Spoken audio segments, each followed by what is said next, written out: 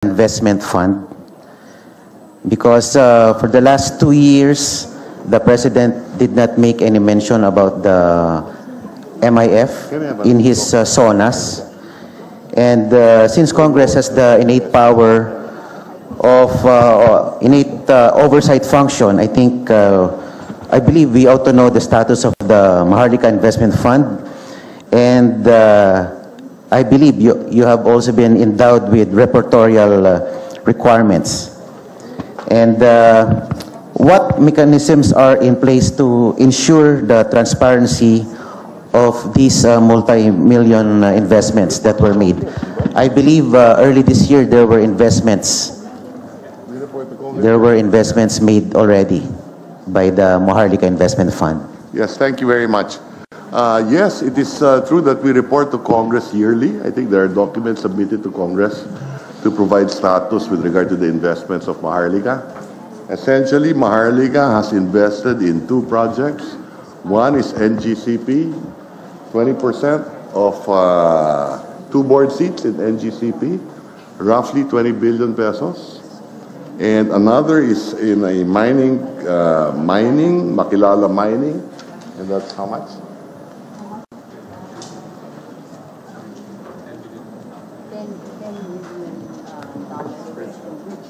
A bridge loan right now of roughly $10 million. The balance, there's 75 billion available. The balance is with Treasury.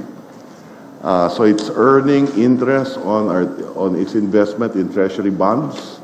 It has provided dividends to the national government of roughly 2.4 billion, if I recall, or 1.4 billion in dividends to the national government. Thank you, Madam. There is a paper submitted to Congress as well. Thank you, Madam Chair, yes. Secretary. And since the Maharlika Investment Fund is an additional source of revenue, can we tap into this fund to fund pro-poor programs? Halimbawa po, yung pong binanggit ni Congressman Lian kanina, to reduce the VAT from 12 to 10%. At meron din pong mga panukala dito na inihain kami, mga panukalang batas na kung pwede po yung kuryente na binabayad ng consumers ay yung VAT na pinapataw sa kuryente ay kung maaari ay i-waive na din. Pwede po kayang dito kunin sa Maharlika Investment Fund? Yung Maharlika Investment, para sa investment, ang pwede niyang gawin, halimbawa, it is considering investing in the grid operations, halimbawa sa Mindoro o yung mga spag areas na walang napakalang kuryente, doon tumitingin ang Maharlika Investment Fund, the possibility of investing there. So energy, physical infrastructure, food and agriculture modernization, these are the themes that Maharlika is looking into. And a few more. Thank you, Madam Chair, Mr. Secretary. My number 2 question is directed to the DBM Secretary. During last week's briefing by the Committee on Public Accounts with the DPWH, in their presentation, they related to us that there have been significant budget cuts in foreign-assisted projects. And these foreign-assisted projects composed mainly of infrastructure flagship projects, yung mga importanteng mga infrastructure projects ng ating bansa. In 2023, there is an 88% budget cut. From 70 billion, naging 7.9 billion na lang po ang budget for foreign-assisted projects. In 2024, 100% budget cut. So wala pong nailaan sa foreign-assisted projects. At ngayong nitong 2025, 67% budget cut. From 70 billion, naging 23 billion na lang po ang inilaan sa foreign-assisted projects. Now, Madam Chair and Madam Secretary, I'd like to know on the long-term implication of this continued defunding of these foreign-assisted projects. Hindi po ba tayo nape-penalize ng ating mga international partners pag hindi po tayo nagbabayad? At yung pong, ang alam ko po kasi, itong mga foreign assisted projects are being defunded and they go to unprogrammed allocation ng ilang district congressmen. Ano po bang mas mahalaga sa atin, yung pong mga flagship projects na malalaki, na mas maraming naikinabang, o yung mga pet projects po, local pet projects po ng mga district congs? So gusto ko malaman yung implication kung patuloy pong i-defund itong mga foreign assisted projects po natin. Madam Chair, tama po kayo.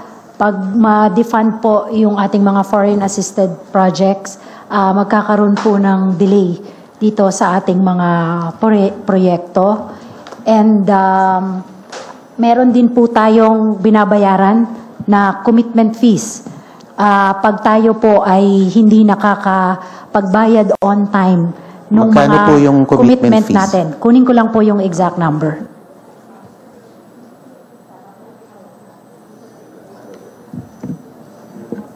Hindi po ba tayo on the losing end pag ganyan po we continue to pay penalties for defaults or non-payment of these contracts?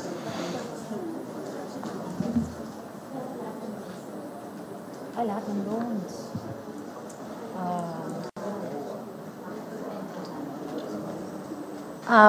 Meron po, we're just looking at that. Sorry, Yes, the commitment fees in 2024 is roughly $16.8 million, 962 million pesos. Ang binayad po natin. Commitment fees due to delay.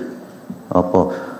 Ano po kayang protective mechanisms in place, Madam Secretary, para masigurado natin na hindi po tayo ganitong natatalo sa hindi po pagbabayad ng mga multi-year contracts na ito. Samantalang ito naman po ay dumaan sa iba't ibang level ng approval sa mga sangay ng gobyerno.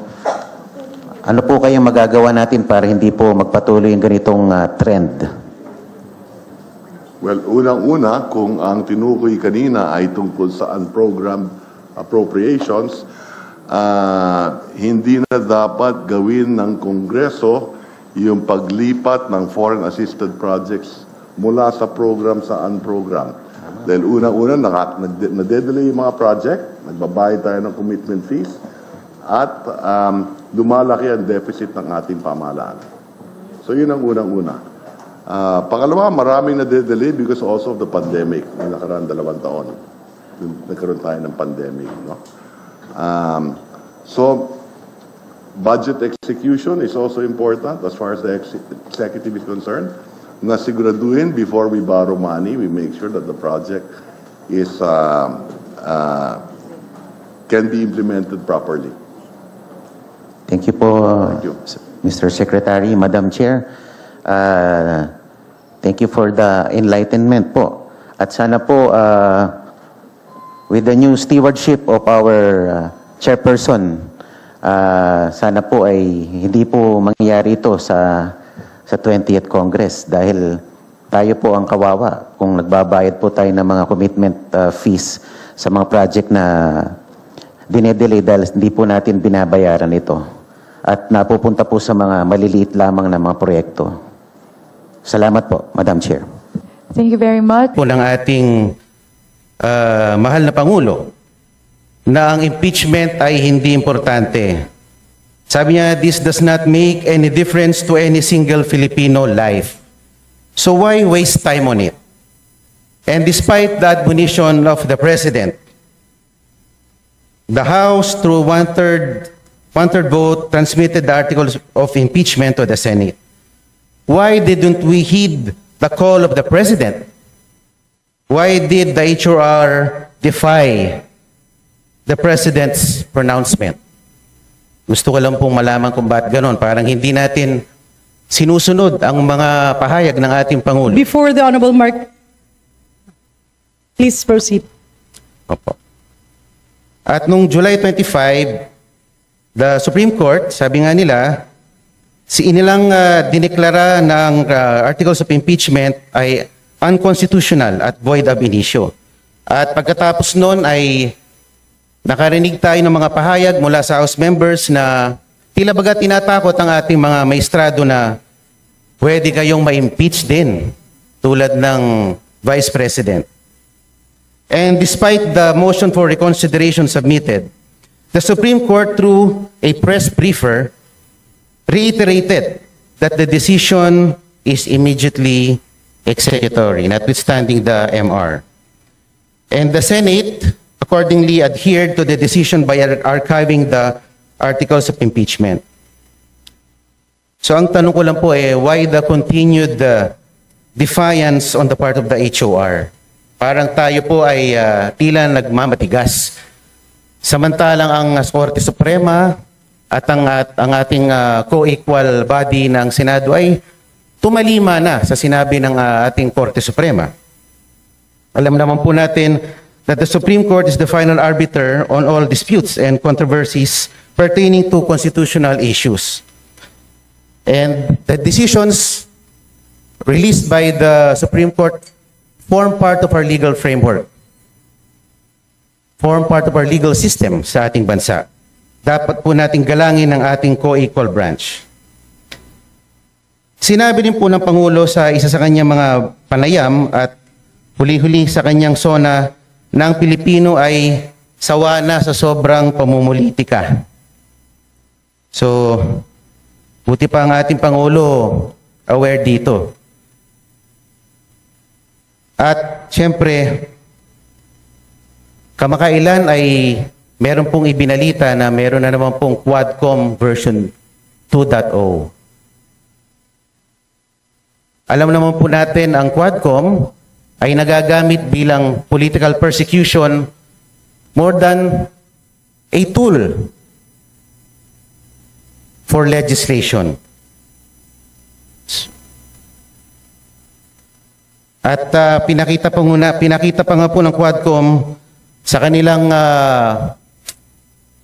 performance last year that it assumed judicial and prosecutorial roles which is beyond the ambit of its legislative function.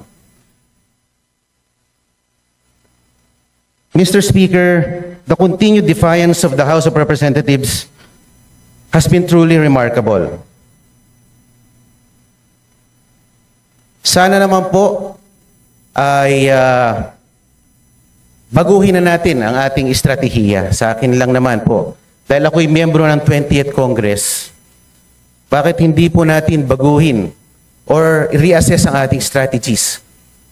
Kaysa bumabakbak tayo ng bumabakbak ng ating political adversaries. Bakit di na lang po natin galingan? Total, meron naman po tayong 3 taon pa para ipakita na tayo ay mahusay din sa pamamalakad. Ang akin lang naman po, this administration has been characterized by, treating its political adversaries na pag malakas ang kalaban, i-disqualify, i-expel, i-impeach, or i-threaten na i-impeach. Bakit hindi lang naman po natin galingan? Meron pa naman po tayong 3 taon. Baka sakali, matalo natin si VP Sara sa 2028. Maraming salamat po. Madam Speaker, there being no other member who wishes to interpolate.